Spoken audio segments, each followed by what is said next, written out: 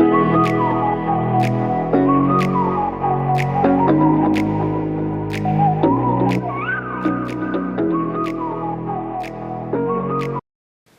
I'm Laura, welcome back to the channel, and we're at home this evening. It is a Saturday the 6th of September as I'm recording this, and I have a wee chit chat with you about a few things. I've come to the decision to delay the release of anything until the start of 2026. And it kind of kills me a little bit inside to reach this decision, but I feel like it's appropriate and necessary. Because whenever I get so far into a project and I feel like I'm close to, getting to the end, and I set a projection of a possible release date, even if that's like a month, 2 months ahead, it's just kind of like this weight hanging over me, this dark cloud hanging over me, waiting to rain, waiting for me to fail. And I do have issues with self-sabotage. We know this. And to mitigate this self-sabotage, I'm just not gonna put that pressure on myself right now. What I am gonna do is continue to write, work on my projects, and get them ready for publication in the new year. As I say, this is the 6th of, I was going to say February, it's the 6th of September, and tomorrow is a full moon, and we all know I get a bit crazy around the full moon. I've noticed it. I don't know if it's a true correlation, but I will feel myself getting very overwhelmed and erratic and just generally not thinking, not coherently, what's the word I'm thinking of? Logically. My thinking is not logical at this time of year. What am I saying? This time of the month. And it's not the time of the month. We're getting at TMI area, but whenever I find myself getting to that sort of, the cat just made a big noise in another room, and I can't remember where I was going with that train of thought. But basically, what I was trying to say was, I have come up with a content creation plan. I talked about it in a video on my Laura et al. Channel, and it will have an impact here on Et al. Romantic. So basically, I'm taking the pressure off to release books so that I can also focus on this content creation plan without the guilt of not focusing on publishing.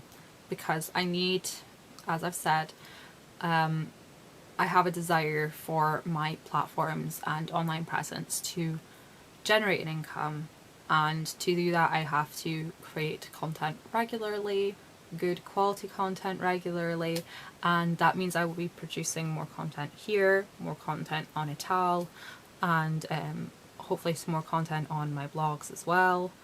And yeah, so I created this plan, and the plan lines up very nicely with celestial events such as the full moon tomorrow, the new moon in 2 weeks, the equinox, and the beginning of the last 100 days of the year. And it just seems very poignant and fitting, and I'm gonna write it. I'm just gonna go the flow and use this energy and get prepared for the new year to start off with a bang. So I will be having part of my focus on content creation, editing, and promoting that content, as well as creating the writing. I will be continuing to work on Just Breathe and the rest of the Breathe series. I'm also still working on let's start that again. I'm working on the Breathe series with Just Breathe and Inhale, the first release. Working on Rachel working on that new story Holly and the Under the Ivy series, the vampire series. Those are the things I'm working on the most. I do have those other projects in the works, such as Rupture and After and the Chandler series, and I think there was another one, but I can't remember off the top of my head, and of course Hellmouth. But I'm going to be working on those for the next end of the year. For the rest of the year I'm going to be working on them as much as I possibly can. So the plan is that I will be going to the office as much as I can. I'll be getting my recording done, and then getting the writing done, and if I can edit at the office I will do that and get writing done whilst videos are exporting. Because like I say, getting the platforms generating income is quite a priority for me right now. I need to be in a position where I can create a safety net outside of my day job income, because there are changes coming next year that I don't know if they're going to have a negative impact or not, and the potential of the negative impact is job loss. So you know, yeah, we need backups, we need cushions, we need safety nets. So yes, working on finishing as many projects as I can before the new year and get them ready to go, working on building up my platforms so that they generate income by the new year, and that is the goal. I will be continuing doing vlogs here on the channel. I think I might bring it down to just like one writing vlog a week, and I'll do a few sit down videos. I've got them sort of planned out for the rest of the month, and I will be doing a series of shorts in October, very focused on a lot of writing tips and things like that, so I'm really excited. I have had people asking about writing technique and how to write quicker, and now that I've gotten more into writing lately, gotten back into the swing of things and sort of relearned the tricks that I used to have, I want to break all that information down into bite-sized pieces and put them as shorts, and yes, hopefully it'll be a good opportunity to build and grow my following on this channel, because I would like it to reach the threshold for monetization, which, as we've discussed, is 500 subscribers and 3,000 watch hours, or if it's in shorts it's like 3 million views in shorts, and shorts views do not count towards watch hour time for some reason. I don't know why. At least that's what I've been told. I could be wrong. I don't know. I don't know for certain. But shorts are a very popular content format, and I've done a little bit of research comparing view rates on shorts to subscription rates. Usually it works out like subscribers, like your views on a video is about 10% of your subscriber count, unless like you're quite small channel. I think mine is currently sitting at like 30 or 40% view rate, like 30 or 40% of my very hot. I think mine is sitting at like 30 or 40% because I've got quite a low subscriber count at the moment. I'm very grateful for it, but we will grow. So when you compare my average view count to my subscriber count, it's about 40%. So I've been comparing view rates to subscriber rates, and it's kind of like the opposite. Like a short can get loads of views, but it'll only translate until about maybe 10% of your average views will come back as subscribers. So if you can work the algorithm and get the good hashtags and promote your you know, your short shows up on a lot of people's front pages, you could grow your subscriber count quite quickly. it has been a while since I've been in the game of actively trying to grow a channel. I haven't tried to grow my channel since like, or any channel, since about 2014. So yes, I'm a bit rusty, and you know, I need to find out how things work again. And yes, so there's still going to be content coming here. There's going to be extra content coming in October. I am still writing. I am thinking about putting things up on like a Substack or something. It would be a very low pay threshold thing if I was going to do that, because the way I see it is like, I wouldn't be paying personally, I wouldn't be paying for lots of different subscriptions. I wouldn't pay to support lots of different creators on Substack or Patreon or anything like that. I personally only support like maybe 4 content creators, because what the average creator asks for is really high. I looked at doing Ream, and the average, from what I gathered, from what I saw, because it's a very difficult site to search, that also threw me off, well, put me off even. What people were putting their tier prices at was quite high, and when I compared that to the like amount of followers each of them had, it completely invalidated Ream to me as a potential platform for income. So if I were to do something like Patreon or Substack, it would be quite a low sort of monthly subscription for anything that was behind the paywall.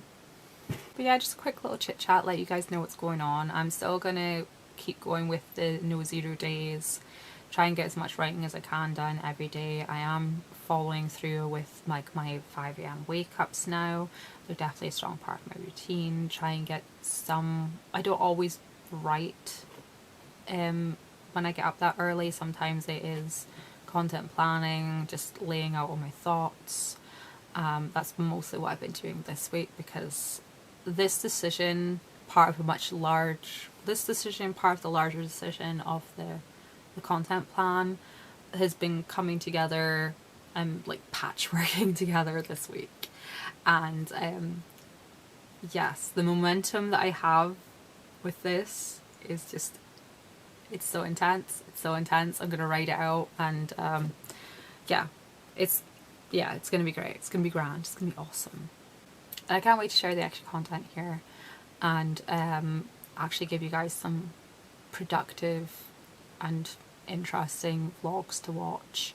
I really appreciate you guys for watching them, even though they're a bit, you know, there's not always a lot of writing going on in my writing vlogs, but I appreciate you guys coming along on the journey anyway. So hopefully I'll be able to reward your loyalty with some impressive, productive vlogs over the coming month. And yeah, in the new year we'll have a whole bunch of novels coming out. I did also sort of play with the idea of just condensing down to one pen name, because